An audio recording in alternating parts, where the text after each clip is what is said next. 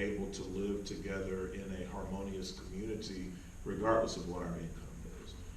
And that's what our drive is, and we hope to see that come into fruition and give people hope and lift people up so that they can feel the dignity of life in Greenville, South Carolina as it continues to grow.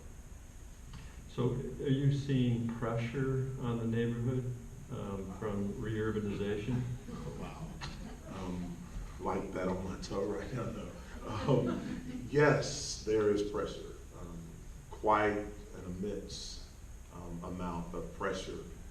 Unity Park is to our east, literally less than a block. So as that's being developed and built out, we bought 10 houses in 1998 for $50,000. 10. One lot in the path of Unity Park a month ago sold for $2.5 million. That pressure alone to hold the community in a way that makes us, I mean, as a church, we're a church, to think outside of our worship responsibility, to be responsible for the people that live in our community. There's a tremendous amount of pressure. So to our east is Unity Park footprint. To our west is the Triumph Soccer Temporary Stadium, 4,000 seats that are around there or somewhere thereabout, and Mountain View's right in the middle of that. And I think it's a blessing on some days, and then it's really tough on other days, because people have ideas about what should go on your property. And lots of developers who think that on the far right sheet of Susan's data that you have in your hands are what should go in the footprint of where Mountain View is. We don't think that that's fair to all people if we were just to cater to, I mean, obviously we could sell our land and make a significant amount of money. In fact, somebody offered us a significant amount of money to trade half a lot for our 27 lots and take $1 million and move down Highway 25 in Piedmont and build a nice new sanctuary, to which we said no.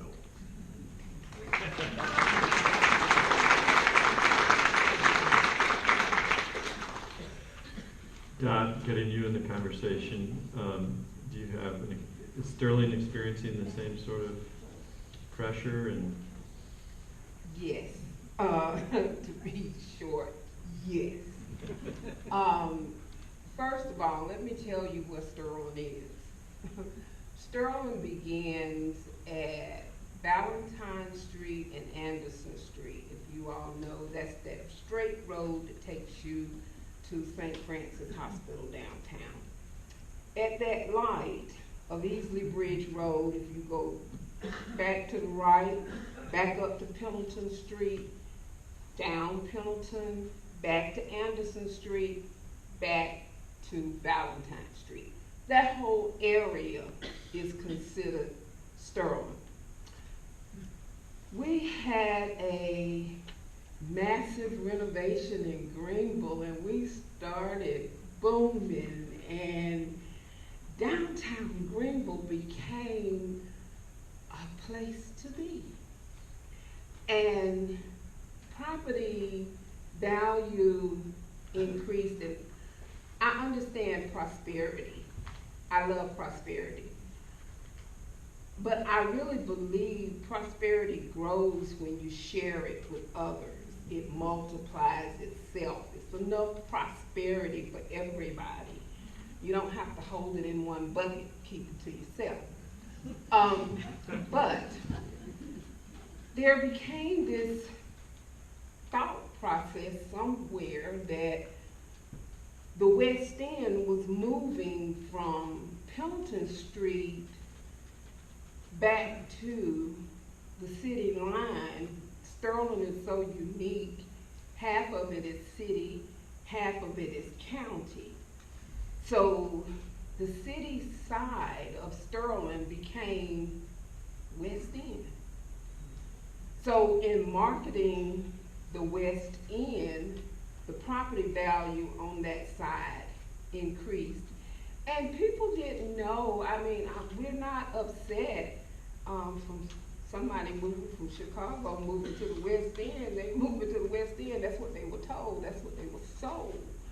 So me as the president of my neighborhood, I want to go welcome all my neighbors, and I start knocking on doors and I'm telling people, welcome to Sterling, and they,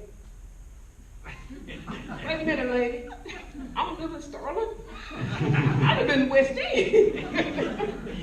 And so that in itself became a issue, because no matter how great my neighbors are, how hard they work, if they work at Burger King, I don't care if they do 60 hours a week, they can't afford a $500,000 house. So when you say you're bringing these new homes into my neighborhood to make my neighborhood better, what does my neighborhood look like? It changes drastically. And so when I've got neighbors on one side of the street that believe that they're in somewhere that they're not, and I had to go take a map and knock on doors and say, this is where you live, you know, come and be a part of my community.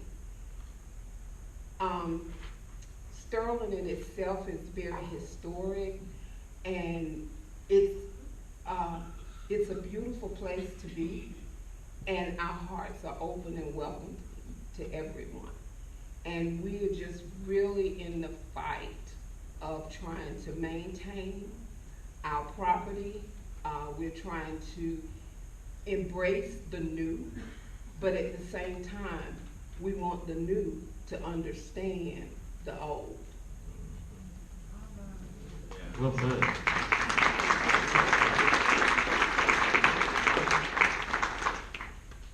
I'm going to switch down to Brandon for a moment, skip Greg.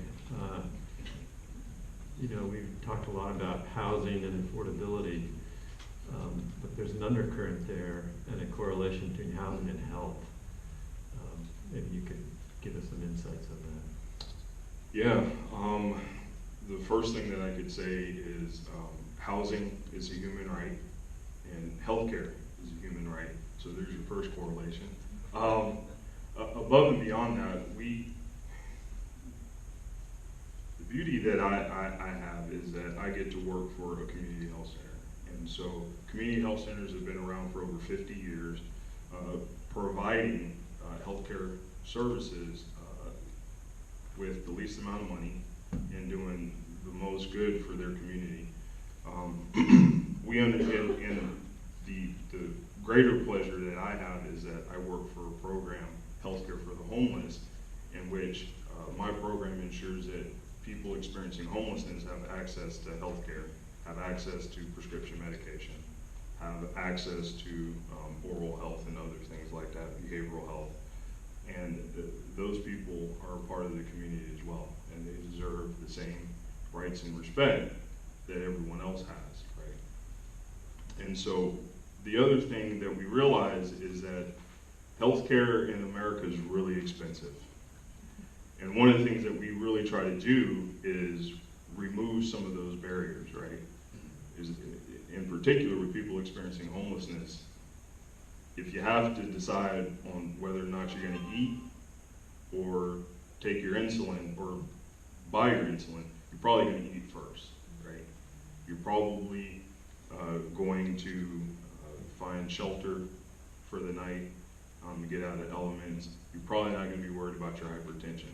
The problem with that is you end up in the ER for something very simple for the rest of us, but so detrimental. The other thing is people get admitted to the hospital, and because they have nowhere to go, they have no place to rest and recover, they end up on the street, and something like a cold turns into pneumonia, right? And then they end up back in the hospital. They end up staying in the hospital a lot longer than is necessary, right? And that drives up costs for the hospital and uncompensated care. And that gets pushed on to the rest of us, and it just kind of spirals out of there. And then I know Susan could definitely talk about the cost of leaving someone experiencing homelessness on the street as opposed to housing that individual. And I know we can probably spend the rest of the night having that conversation.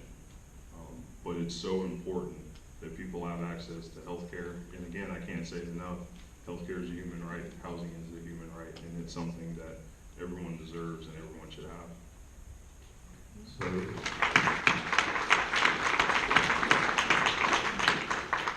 So maybe to be a little glib about it, it'd be nice if doctors could write a prescription for housing, right?